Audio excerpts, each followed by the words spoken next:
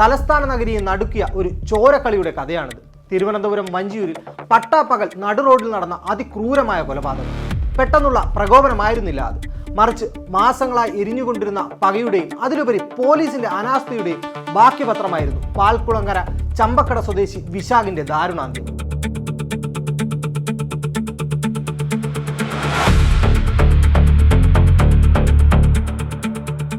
ഞായറാഴ്ച ഉച്ചയ്ക്ക് 2 മണി വഞ്ചിയൂർ പാസ്പോർട്ട് ഓഫീസിന് സമീപത്തെ ചമ്പക്കടയിലുള്ള തന്റെ വീട്ടിലേക്ക് ഉച്ചഭക്ഷണം കഴിക്കാനായി വരികയായിരുന്നു വിശാഖ്. എന്നാൽ അവിടെ അവനെ കാത്തിരുന്നത് മരണമായിരുന്നു. അയൽവാസിയും ഒരു കാലത്തെ സുഹൃത്തുമായിരുന്ന പ്രദീപിന്റെ നേതൃത്വത്തിലുള്ള 4 സംഘം ആയുധങ്ങളുമായി അവിടെ പതിയിരിപ്പുണ്ടായിരുന്നു.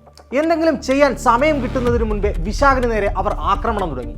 വിടാതെ വെട്ടിപ്പരിക്കേൽപ്പിച്ച് ചോരയിൽ കുളിച്ച് അവൻ റോഡിൽ പിടഞ്ഞു വീണപ്പോഴും നോക്കി നിൽക്കാൻ മാത്രമേ നാട്ടുകാർക്ക് കഴിഞ്ഞുള്ളൂ. ജീവൻ വെടിയും മുൻപ് ഓടിയെത്തിയ അമ്മയോട് അവൻ ദയനീയമായി ഒരിറക്ക് വെള്ളം ചോദിച്ചു. നെഞ്ചുപൊട്ടുന്ന വേദനയോടെ വിറയ്ക്കുന്ന കൈകളാൽ ആ അമ്മ മകന് ആശ്വാസമായി ഒരു തുള്ളി വെള്ളം നൽകാൻ ഇറങ്ങി.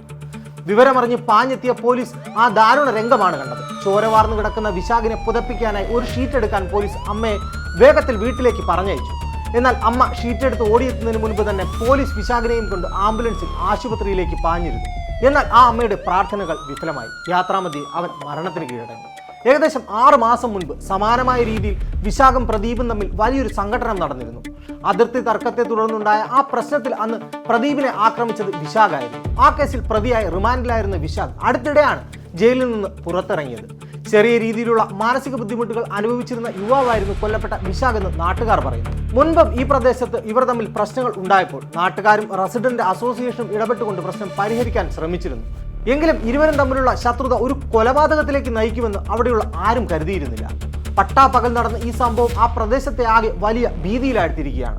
ഈ കൊലപാതകം ഒഴിവാക്കാമായിരുന്നു എന്നതാണ് ഇതിലെ ഏറ്റവും സങ്കടകരമായ വസ്തുത. കാപ്പ കേസ് പ്രതി കൂടിയായ പ്രദീപ് വിശാഖിനെ അപായപ്പെടുത്തുമെന്ന് കാണിച്ച് കഴിഞ്ഞ മാർച്ചിൽ തന്നെ വിശാഖിന്റെ അമ്മ പോലീസിൽ പരാതി നൽകിയിരുന്നു. താൻ വീട്ടിൽ ഒറ്റയ്ക്കുള്ളപ്പോൾ മാരകായുധവുമായി വന്ന് പ്രദീപ് ഭീഷണിപ്പെടുത്താറുണ്ടെന്നും മകനെ കൊല്ലുമെന്ന് പറഞ്ഞെന്നും ആ അമ്മ വഞ്ചിയൂർ പോലീസിനും സിറ്റി പോലീസ് കമ്മീഷണർക്കും രേഖാമൂലം പരാതി നൽകിയിരുന്നു. എന്നാൽ ഈ പരാതിക്ക് കടലാസിന്റെ വില പോലും പോലീസ് നൽകിയില്ല. അന്ന് അവർ കൃത്യമായൊരു നടപടി എടുത്തിരുന്നെങ്കിൽ ആ അമ്മയ്ക്ക് ഇന്ന് മകൻ നഷ്ടപ്പെടില്ലായിരുന്നു. കൃത്യം നടപ്പിലാക്കിയ ശേഷം പ്രദീപ് ഉൾപ്പെടെയുള്ള 4 സംഘം KL 27H9286 എന്ന നമ്പറുള്ള സിൽവർ കാറിൽ കയറി രക്ഷപ്പെടുകയായിരുന്നു. പ്രതികൾക്കായി പോലീസ് വലവിരിച്ചതോടെ CCTV ദൃശ്യങ്ങളും ടവർ ലൊക്കേഷനുകളും കേന്ദ്രീകരിച്ച് അന്വേഷണം ശക്തമായി.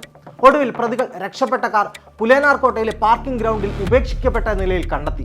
തുടർന്ന് ആ പ്രദേശത്ത് നടത്തിയ ശക്തമായ തിരച്ചിലിനൊടുവിൽ കാട്ടിനുള്ളിൽ ഒളിച്ചിരുന്ന 4 പ്രതികളെയും പോലീസ് വളഞ്ഞിട്ട് പിടികൂടുകയായിരുന്നു. മുഖ്യപ്രതി പ്രദീപിനെ ഉൾപ്പെടെ ഇന്ന് കോടതിയിൽ ഹാജരാക്കും. ഒരു ചെറിയ വഴിത്തർക്കം ചെന്നവസാനിച്ചത് ജീവനെടുത്തുകൊണ്ടുള്ള ഒരു പകയിലായിരുന്നു. നിയമം കയ്യിലെടുക്കാൻ ക്രിമിനലുകൾക്ക് ലഭിച്ച ധൈര്യമാണ് വഞ്ചിയൂരിൽ ആ അമ്മയുടെ കണ്ണീരായി പെയ്തിറങ്ങിയത്. മുൻകൂട്ടി ലഭിച്ച പരാതിയിൽ നടപടിയെടുക്കാതെ പോയ പോലീസിന്റെ വീഴ്ച ഈ കേസിൽ വലിയൊരു ചോദ്യചിഹ്നമായി ഇപ്പോഴും അവശേഷിക്കുന്നു.